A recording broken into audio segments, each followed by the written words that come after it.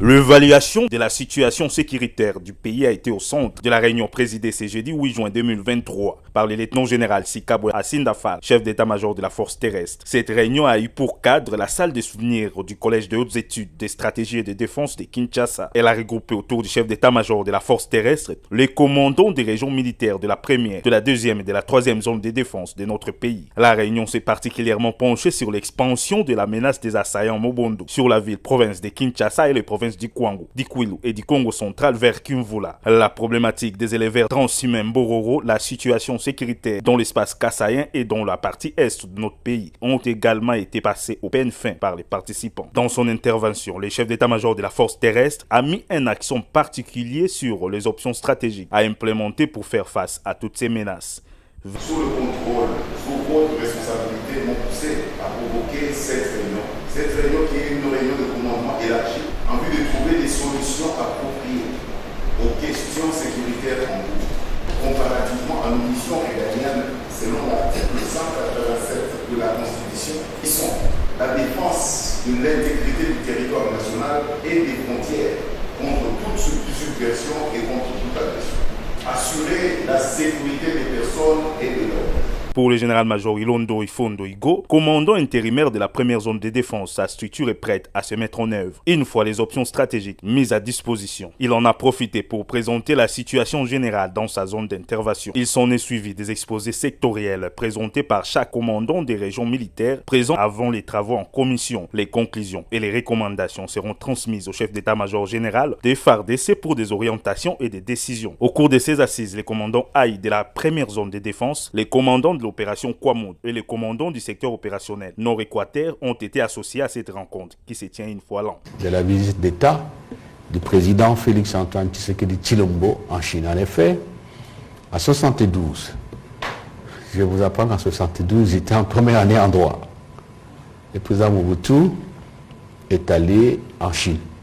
Il a effectué une visite d'État, la première depuis l'indépendance, et par la suite, nous avons établi des relations diplomatiques avec la République populaire de Chine.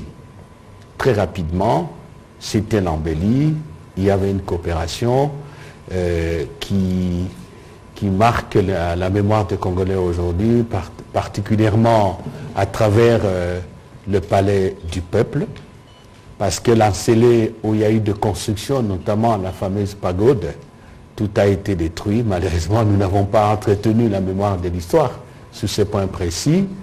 Dans d'autres contrées de la République, par exemple chez moi, il y avait même des Chinois pour cultiver le riz. Et ça continuait jusqu'au moment où, si vous voulez, dans la foulée de la fin du régime du président Mobutu, cette coopération s'est étiolée et est entrée en période, je ne dis pas d'hibernation, enveilleuse. Il y a eu même la coopération aussi sur le plan militaire.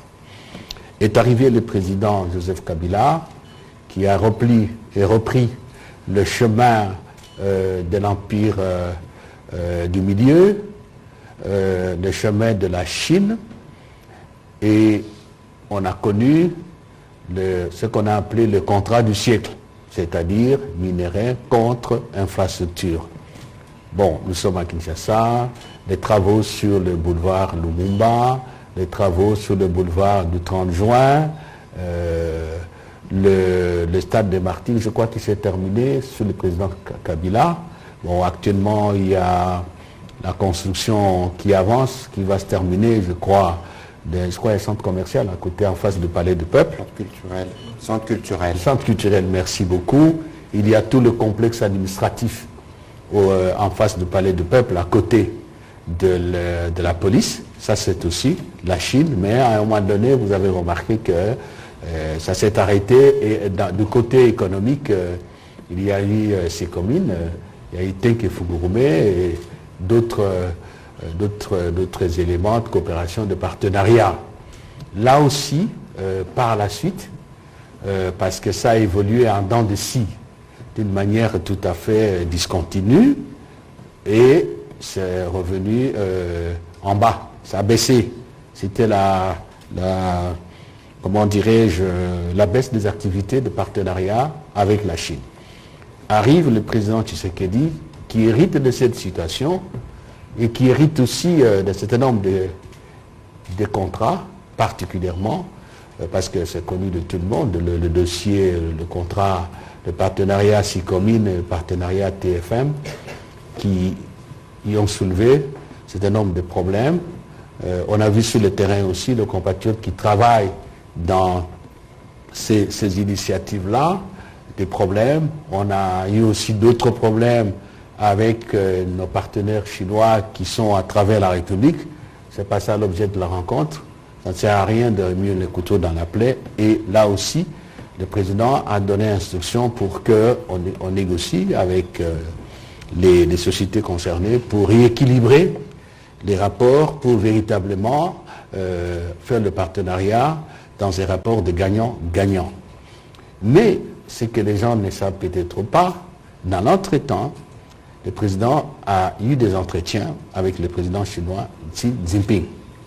Dans l'entretemps aussi, la Chine, il faut le dire, il faut le reconnaître, nous a soutenus dans cette agression que nous a fait subir le Rwanda avec ses affidés du M23.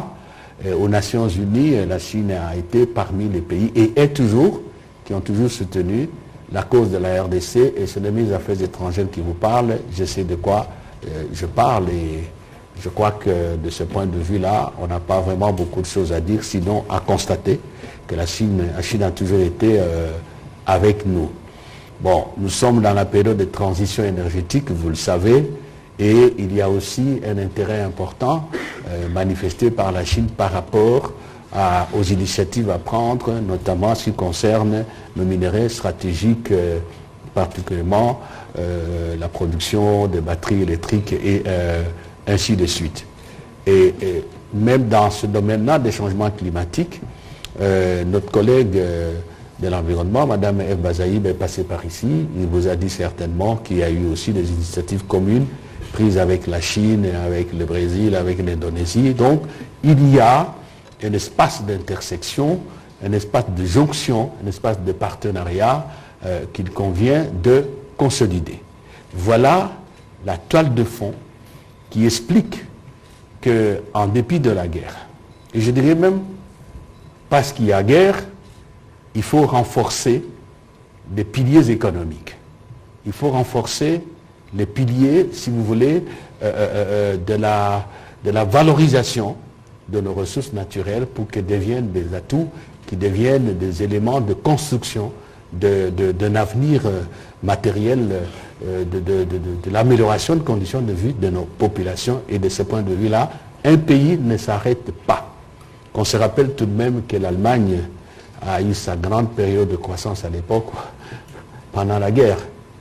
Le Volkswagen, paraît-il, d'après ce qu'on nous a appris, a été inventé, monté pendant cette période-là. Et la puissance militaire, c'est pendant cette période-là. Ce n'est pas ça notre objet, c'est pour vous dire que ce n'est pas parce qu'on est en guerre qu'on ne pense pas au développement économique et social de notre pays.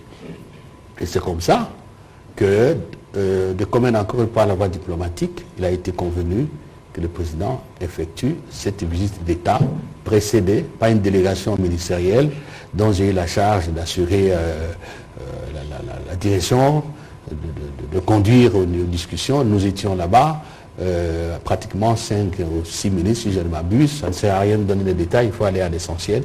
Et nous avons discuté. Mais il faut que je vous rappelle les principes de base de notre partenariat avec la Chine ou avec d'autres pays du monde. Et le président Félix-Antoine Tshisekedi tient mordicus à ces principes-là. Le premier principe, il faut qu'on le sache.